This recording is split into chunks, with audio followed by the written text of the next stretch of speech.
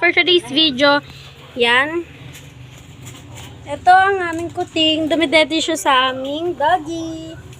Si Leleng. So guys, ibabahagi ko lang yung buhay ni Milky sa inyo. Because wala siyang mother, kaya yan, pinapadede siya ng aso namin. Binubuhay niya. Yan guys, nililinis niya pa.